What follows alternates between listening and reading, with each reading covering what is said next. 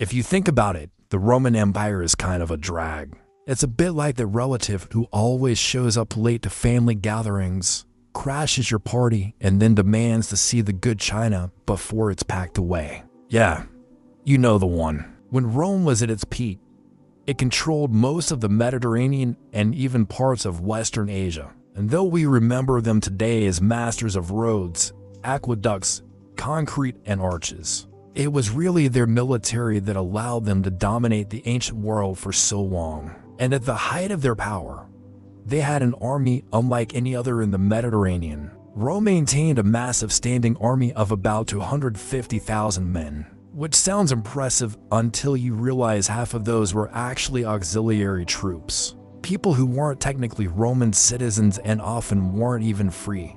The heavy lifting was done by Rome's 80 or so legions, each made up of around 5,000 soldiers, now called legionaries.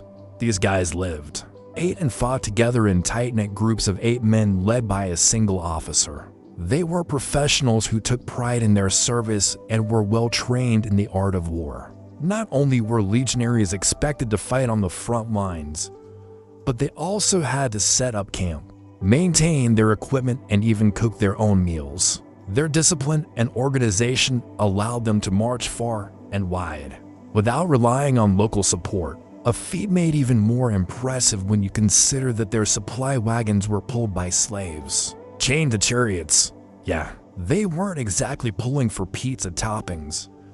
But the Roman military machine didn't stop there. Rome also had highly trained cavalry units made up of horse-mounted archers and javelin throwers, who could shoot down enemy troops from afar. And if all that wasn't enough, they also employed siege warfare tactics and technologies to lay waste to enemy cities and fortifications.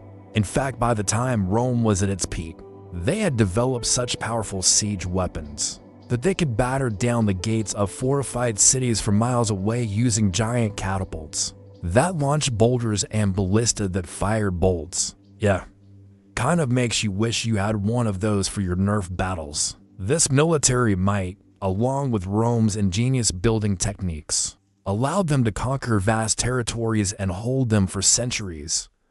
But as you already know, the empire didn't last forever. So what happened? Well, as you may have noticed, running an empire is a lot like throwing a big party. At first it's fun, but eventually things get out of hand. The bigger Rome's empire became, the more difficult it was to manage. As the number of provinces grew, so did the army to keep them all in check. By the 3rd century AD, the Roman army was over 500,000 strong, made up of nearly 30 legions. That's a lot of egos and potential for mutiny. And sure enough, that's what happened in 193, when the governor of Syria named Septimius Severus marched on Rome and murdered the emperor. Then he took the throne himself. These power struggles became more and more common as the empire grew weaker. By the 4th century, there were 12 emperors in just 40 years, and none of them could hold back the tide of invaders who had been knocking on Rome's door for centuries.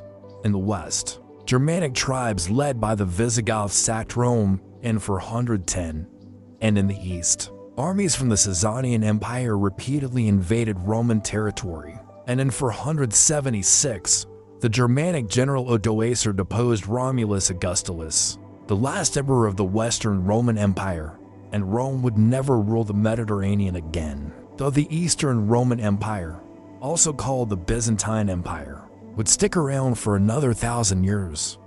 But that's a whole other story. So there you have it, the rise and fall of the Roman Empire in just under 5 minutes.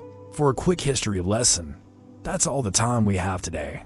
But don't worry, the Roman Empire will be back before you know it to tell you all about the Colossus of Rhodes, a massive statue of the Greek god Helios that stood over 30 meters tall and straddled the entrance to the harbor of the Greek island of Rhodes. See you next time.